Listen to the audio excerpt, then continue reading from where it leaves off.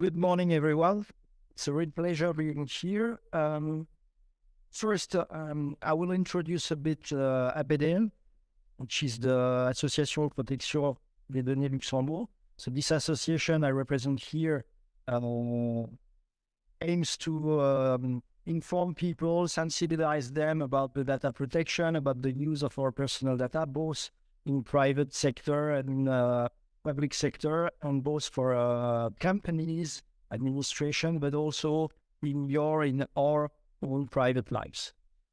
So I invite you to check the website, and if you are interested in, to join the association.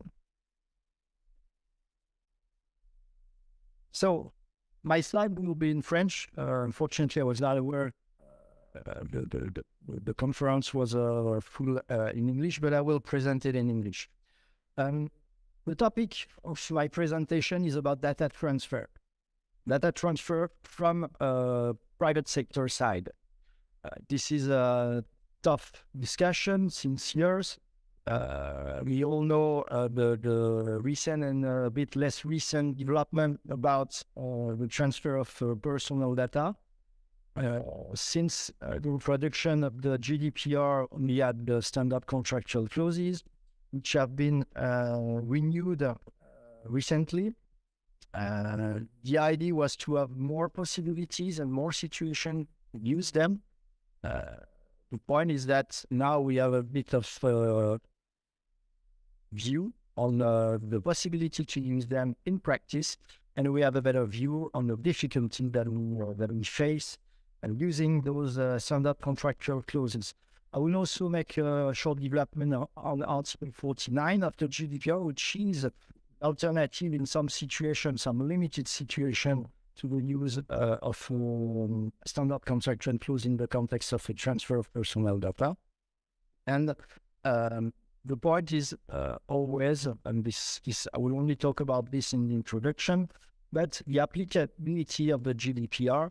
I invite you to check the recent decision taken by the CNIL, the French Data Protection Authority, in December 22, about the applicability or not of the GDPR in the context of gathering and collecting data for the use of analyzing personal behavior by certain companies. And the result is that despite the data were concerning European citizens, the GDPR was not applicable. So this is a very interesting decision taken, in which you don't have to discuss about data transfer, because the conclusion of the CNIL is that GDPR is not applicable in this situation. So first point before everything is to decide whether you have to deal with a transfer of data in the sense of GDPR or not. So a bit of history. We'll recall the Privacy Shield between 2016 and 2020. That was allowing certain company having opted for the voluntary adoption of the Privacy Shield agreement to transfer data between Europe and US. As you all know, I'm sure that the Privacy Shield has been cancelled in 2020 by the Schrems decision of the European Tribunal. And then we have to rely now on this decision to have additional information on the way we can, the way we have to proceed to data transfer. Of course, we know that there are the standard contractual clause and other tools. We will see them in a second. But thanks to this decision, we have additional elements that helps us to evaluate the possibility to make such transfers. As a first point, I will remind that 2,000 lawyers from the European Commission have not been able to handle properly the US legal framework, because it has been ruled this way by a legal decision. And now the same analysis relies on the companies, on the administrations. So if we want to be realistic, we can really doubt about the possibility for private sector and public sector to be able to handle this type of analysis. And this is my first point. On this, of course, this is the state of art today.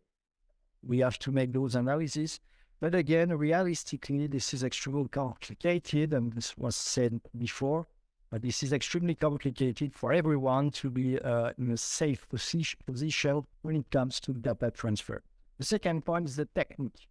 The technique, and internet is one amongst the other, but certainly not the only one, but the technique shows that the data flows from a continent to another in a quarter of a second, without the possibility for not even the data users, but also for the companies themselves to be able to know exactly, precisely, on a timely basis where those data are stored. And this is the way the technique is. This is also the state of the art. So this creates additional questions on the way, on the possibilities and on the legal possibility for companies, administration, to handle data transfers. As you know, when it comes to the transfer to EU and US, there are new development in discussion, agreements that is being discussed between the Commission, the European Commission, and the State Department of the United States. There was a declaration 6 months ago, or more or less 6 months ago, by Joe Biden, saying we almost have reached an agreement with Europe. The answer from Europe was we are starting discussions, which is not exactly the same. But so far, and I guess it's a very good decision that takes time to discuss, to involve the situation, because ultimately the question of handling personal data is extremely political. It's a political question more than a legal one. And in this situation, we as lawyers, as legal advisors, and companies administration, we have to do our best. It's a best effort obligation at this stage to cope, to be able to fulfill the obligations we have, even though we are not completely sure of which obligation we are talking about. So first point, when do we talk about the transfer of data? In a nutshell, in the EEE zone, the transfer of free, so the European Union and Espace Économique Européen. There is no specific additional duty to fulfill to be allowed to transfer the data. So as long as we remain there, it's free. One little point, accessing data from a third party is considered as a transfer of data. So it's not only the question about where the data are hosted, but it's also the question of who can access to those data. Even if they're stored in EU, if there is an access by someone in Asia, this is a transfer of data. This is the first point. The second zone in green is the countries that are covered by an adequacy decision from the European Commission. To date, I think there is approximately 20 jurisdictions that are covered, so you have to check. And when checking this, you also have to check carefully whether we are talking about all types of transfer data or whether we are talking about specific types of transfer, because decisions, and this is where you have to carefully all the decisions are not standard and can cover can cover only some type of transfer, but not the entire ones. Which means when you want to transfer data to those covered jurisdiction by an adequacy decision, you have to read carefully to see if the type of data, the type of transfer you are contemplated is covered or not by those adequacy decision. And when you are not in one of those two situations, then you are considered doing a transfer to a third country. And this is where starts the complications. So you have various legal tools that can be used. You have the binding corporate rules, which is in practice relatively rare. I guess in Luxembourg, maybe I'm wrong, but there's only been 2 or 3 decisions. I'm not even sure. I'm looking at the CNPD France, but I think it's 1 or 2 decisions since 2018. And even before, because there was also a possibility before the GDPR. So it's very rare. In practice, the companies, the administration will use standard contractual clauses. So they have been refounded in 2020 from one module, general module. Now we have four different modules. So depending the situation, you can use one of those modules. So data controller to data controller is the ocean of importer, exporter of data.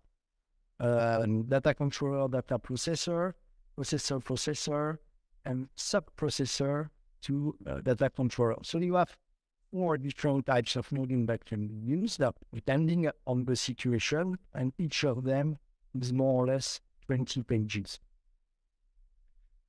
In those standard contractual clauses, you have a part of this that cannot be changed, and then you have the other part that have to be fulfilled. You have to define the role, quality of the various parties. The point is, when we deal with those modules, and I step back, we have tons of situations where the same entity can be within a group, notably, can be on one side the data controller, and on the other side for subsidiaries, for related parties, data controller. So we have the same company where the HR will be done by the sister company, but the IT will be done by this for the entire group. And in those situations, or mirroring, you will have, if you follow explicitly what has to be done, you will have to fulfill several modules of standard contractual clauses. We as lawyers regularly have to deal with companies, with group of companies, where of course they will try to reduce cost, and they will not have 10 Titan HR activities in each company, but they will have one HR group for the entire group. And in those type of group, the question is how to handle the exchange of data between our own entities. And this is a really complicated question. When some of, for instance, the financing, the invoicing, the billing is done in India, but the HR is done in Jersey, etc., etc. So there will be a lot of exchange of data to third party, for some of them concerning European citizens, so where it's clearly under the GDPR scope. And then they have an agreement that covers all the services, which is something between 15 and 30 or 50 pages. And then you have to discuss about the data protection. And then we have to implement 2, 3, 4, 5 sets of standard contractual clauses of 20 pages each. So that creates a ton of documents. We also have the option to only one, and to say for this situation we will apply Model 1, and for this situation we will apply Model B. For those of you who have tried to explain the way those standard contractual clauses are built to non-data protection professionals, even if they are lawyers, it's a nightmare because it's so complicated to understand. It's, of course, very complicated to demonstrate. So people are saying, well, we discussed for 6 months about this agreement. We had transfer pricing studies to be sure that the cost that we will bill between the companies of the group are correct for the tax purposes. So now we have this 50 pages document, and you come with 150 pages, additional pages just for data protection, where, to be honest, no one understands anything. And so we have to say, yes, this is the state of art. So the solution, which is not unfortunately provided by the European Commission so far, because I hope that it will come. I always think that the best will come. So I hope this will come, is to implement a kind of global agreement, including explaining all the type of exchanging and saying we will apply the contractual rule, and simply to use the part that has to be defined, where we will define the type of data, the subject, the purpose, etc., etc., and to make it a bit more standard, because people who are used to deal with contracts, to draft contracts, they do that in a certain way worldwide. I mean, we all work the same with the same idea and the same logic when it comes to a contract, not in GDPR, not in data protection. So again, I hope that it will be possible from a legal standpoint not to have those several set of documents to be added in appendixes to our global contracts, but to have one global data protection agreement where we will define and describe the various process, transfers, etc., and something that is much more standard when it comes to contractual mechanism. But this is the way it is now, and it's extremely complicated. Another very complicated aspect, they were already aware on this, is that the data controller has to define when it transfers data to a third country, he has to define the judicial regime and the compliance of this legal regime with the GDPR standards. And this comes directly from the analysis of the Schrems decision, where you have a list of points to be checked, including human rights protection, etc., etc. So, as I was saying as an introduction, companies have to do the work that has not been done by the European Commission with 2,000 lawyers and very well educated lawyers. So this is a big challenge, not to say more. With, my opinion, but which has not been ruled so far, an obligation of me. Means that the idea is not to have a complete and full overview of what is in place in the country, but at least trying to have a global overview of what is done in this or that country.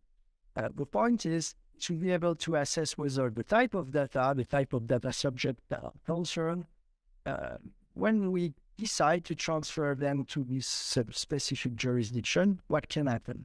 We see assessment, impact assessment. What can happen for them? Is there a law about data privacy?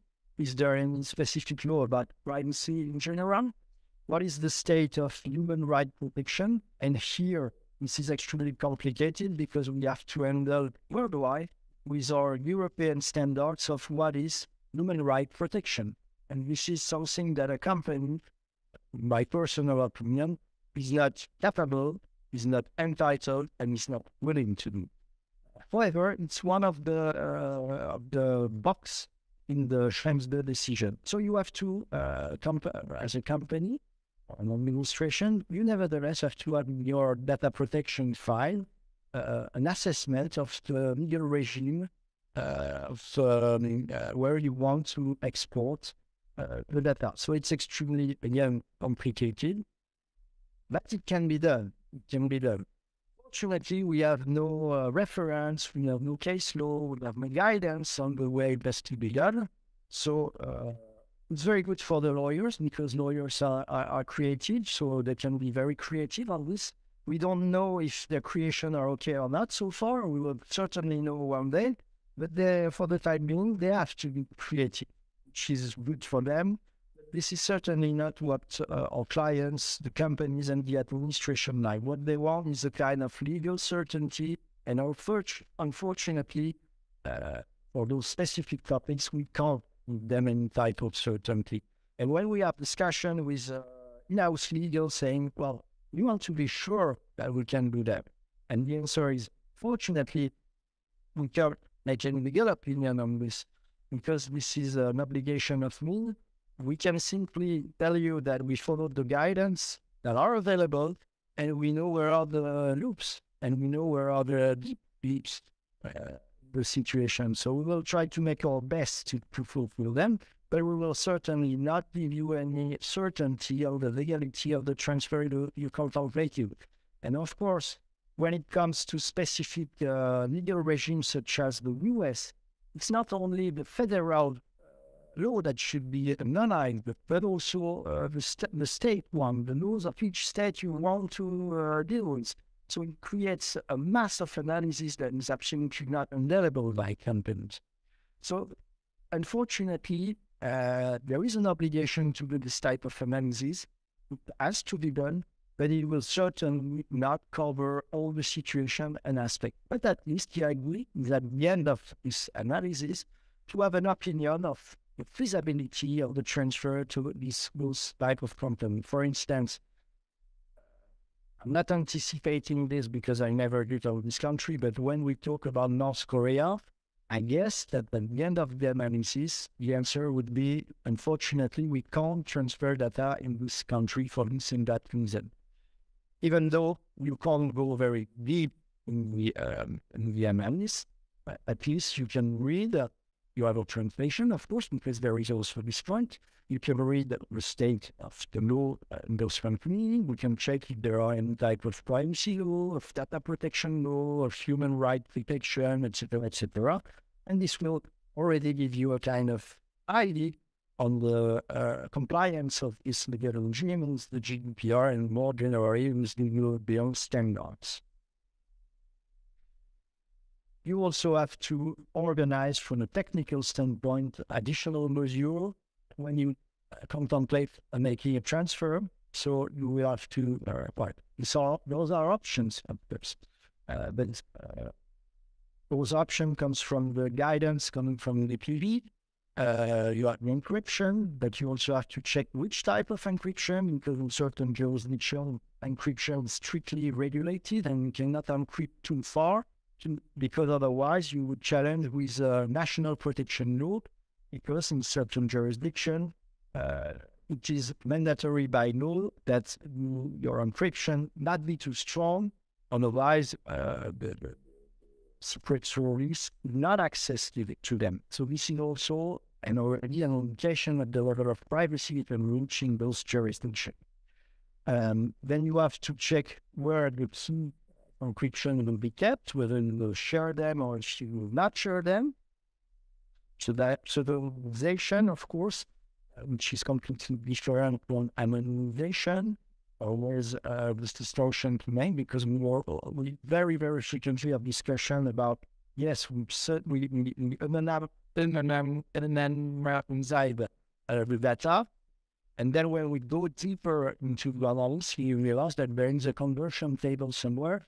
Yes, but what they receive is completely anonymized, but you have a table, so it could not be seen from a legal perspective as being anonymized. It's simply pseudonymized.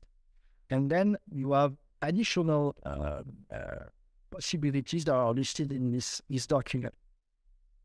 This document is a very good guidance. Unfortunately, when you read it deeply, you realize that it's, as an evidence, it shows that it's not done to comply with the transfer, but it's just a way to reassure people, because if you follow those rules, you will not follow the transfer decision.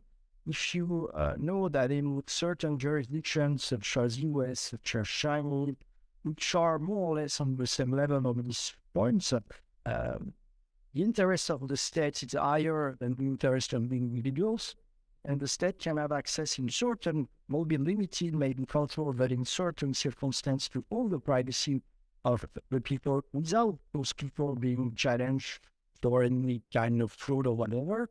Then you can, of course, consider that there is a deep political difference between those legal systems and our standard rules in Europe. So again, reading this document just after having read the Champs de decision will show that this is a political issue that has to be handled by politicians. And as long as it's not done, it's very complicated for companies, for administration to be on a legal certainty when it comes to transfer. Again, they have to fulfill this obligation of rule and take all measures they can to prevent third-party access, but in many jurisdictions, they will not be able to prevent the access from the state itself.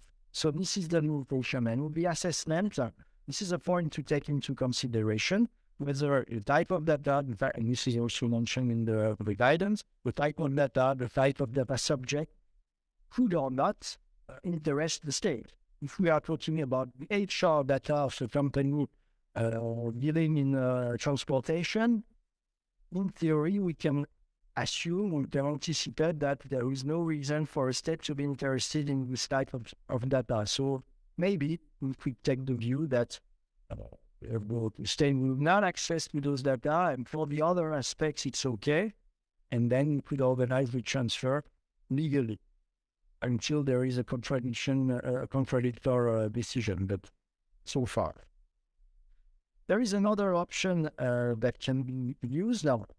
If you don't use the binding corporate rules or the standard the standard contractual clause, is to use the Article 49 of the GDPR.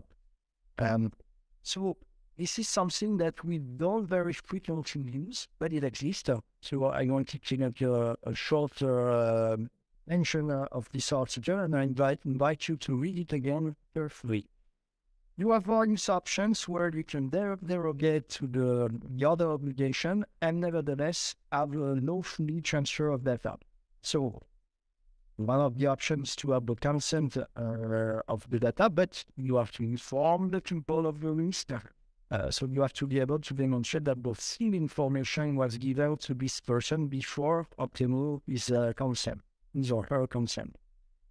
Another point is the execution of contract, but you have to make a test also, and you have to be sure that there is a deep link between the transfer in this jurisdiction and the agreement itself. As an example, if you want to organize with a travel agency your next holidays in Dubai, you will have to transfer data to Dubai.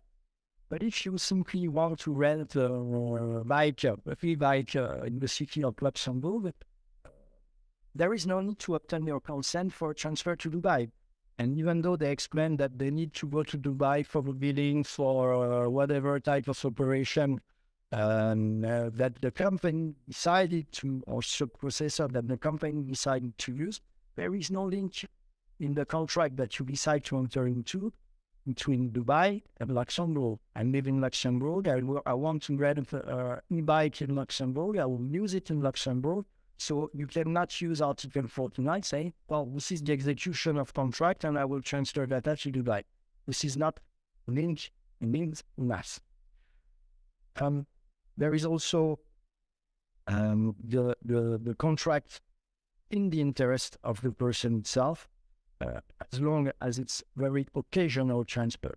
So this is a case I had recently. A company has a legal litigation with a jurisdiction that is in a third country, and then it will have to transfer certain data to the lawyer and to the firm and to the tribunal, etc., to protect its interest. It's occasional.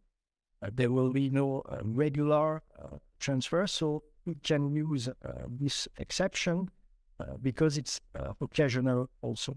There is also the public interest, justice defense, which is clearly defined. But the point between the two I was explaining is you have the pre-trial situation where you have to assess whether you will go to a trial or not, and this might not be covered by this point, defense and justice. And then little interest, in case there is an accident or whatever, so there is absolutely right to transfer. And then there is also the public consultation based on a public registry. So when you are in one of those situations, and again, the point is not to make it regular and not to make it an too large pipette that does, you can use those exceptions. So occasionally, not repetitive, limited number of persons that cannot be used for a global activity of a company, especially if it's a company dealing with a lot of personal data. You have to make this necessity test. Again, we don't know exactly how it has to be done, but again, rely on the activity of the lawyers and legal advisor on this. But again, the idea is always the same when it comes to assessment. On one side, the interest of the data subject, and on the other side, the interest of the company itself. And you have to make a balance, and you have to evidence, and you have to argue. And then, of course, As always, when it comes to data transfer, you have to organize and present guarantees, appropriate guarantees on the technical aspects and contractual ones that you will implement to guarantee the confidentiality of the data. So, as a conclusion, dealing with third country transfer is extremely complicated nowadays. It's even more complicated since Schrems II. Because before Schrems II, when it comes to dealing with US, we were only relying on this. The company has opt or not for privacy shield. If yes, then it's perfectly fine. There was no other control. In practice, there was no other control. So thanks to this decision that personally, or I salute, we have to reassess the reality of the transfer from a technical standpoint and from a legal standpoint. So it's very good. The other aspect is that this decision reminded us that it's not only about US, but every third jurisdiction should be assessed, which is not done yet. So it's an additional storm to fulfill for companies. And again, as it is not possible to have legal certainty in those situations, I guess that the Data Protection Authority and ultimately a judge will check not if everything has been done absolutely correctly, but if all the means have been done properly in a good space to protect the interest of the data subject and the data themselves. Thank you very much. Thank you. And I turn to you if you have questions. I see one.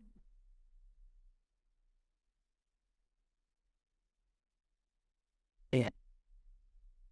Thank you very much for these very practical insights into the current status. I have a question with respect to you mentioned quite a couple of times that Schrems II changed the way things, changed the approach, but Schrems II, in fact, if you look at the decision, criticizes the very essence of the US legal system, which is quite different from the European one. And we hear of all the current transfer mechanisms under the GDPR. My question is, isn't it either, or how do you see the legal standing of the contractual clauses in view of the privacy shield? Because how do you think that are the contractual clauses still compatible with, or can they still be used in light of Schrems II? Because they don't address issues such as legal oversight, review, and redress. So we have these issues that have not been, that are still not resolved. And you think that this has changed, perhaps, in light of the executive order? Well, I know I'm here in a university. This is a very deep question that you ask. In a university, students, teachers have to go deep in the essence, of the rules and procedure, etc. I'm a lawyer. I'm here just to try to make things possible for our clients. So I was also a student in the university, so I will simply make a little word on to answer to you. I guess you're right. I guess this will not cover the points that have been assessed by Schrems II, and I guess that the standard contractual clauses contain certain declaration that we know can't be true because of the legal system in some jurisdiction, not all jurisdiction, some jurisdiction. Okay. However, this is the state of the art, and when a company wants to work with those countries, and companies have to work because they have employees, they have turnover to obtain, etc., etc., they want to comply with what is today applicable. So, only as a lawyer, we will sign the standard contractual clause, and we will not go further, and we will not challenge their content. But I fully agree that their content can be challenged and could be challenged before the vote. It has not been done, but it could be. And the risk that those standard contractual clauses being wide is not that small. Again, it's a matter of politics. And if we consider that our standards are not met by the US, then we will stop dealing with the US. And we will stop dealing with several Asian countries, and we will stop dealing with several African countries. And what? And this is also a question for students and teachers.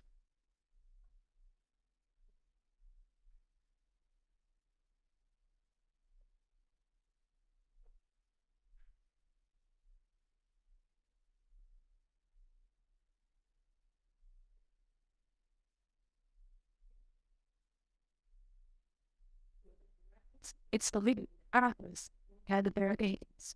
I agree, I understand, and we sometimes do have alternatives. The CLR at the same cost, as powerful as the others. On one side, the GAFAM puts all the culture and knowledge of the world accessible to everyone, which is something that has to be saluted. On the other side, the way they decided to give this knowledge to the world was to take the data, the personal data, to try to convert them into publicity turnover. This is the situation where we are.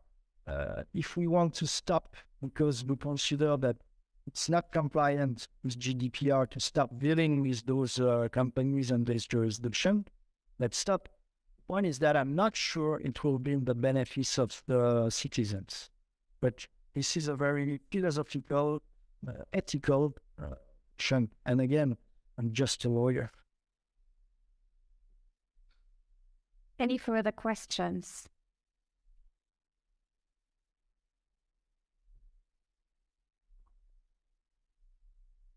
Hello, thank you for the interesting presentation and very valid points. I think we are all agreeing that we cannot be compliant if we want to keep doing business between Europe and the rest of the world. My question was rather, you mentioned that it would be nice to have one data protection agreement that encompasses everything and has very visible sections with all the agreement. There actually is an initiative, I'm not sure if you know about it, one DPA, which does exactly that, simplifies everything and tries to put everything in one simple document.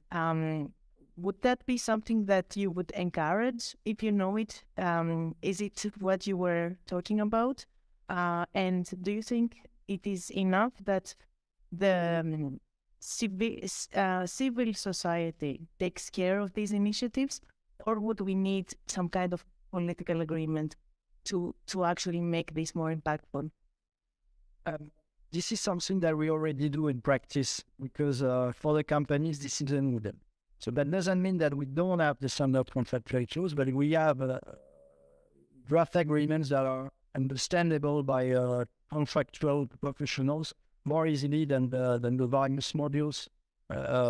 Just put it one after the other. So this is something that we already do, but we don't have the legal certainty that we do have with the standard contractual clauses. So for the time being, we have to deal with both systems.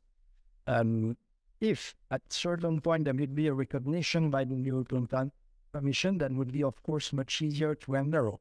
But again, this is a tough work with all the member states. We see that every time there's a step to be taken, it takes a couple of months or years. This is the way it is. It has always been the case since history, since we draft illegal rules. It takes time. We all know that. So that will improve in the future for sure. That things are going in the right direction, in my opinion, since 2018. Clearly. But we have still some uncertainty to deal with, and everyone has to be, again, there is in the Luxembourg Civil Code, there's no notion of both are the same, good family or father. That means that you have to do your best to make things correctly. And this is something that I rely on. I know that it has been exposed from certain legal jurisdictions, like France, still reviewed this in 2018. But this notion still exists in our system. And this notion not very frequently used or pleaded, but it exists, and to me, it says something on what we have to do. Thank you, Renaud. Thank you.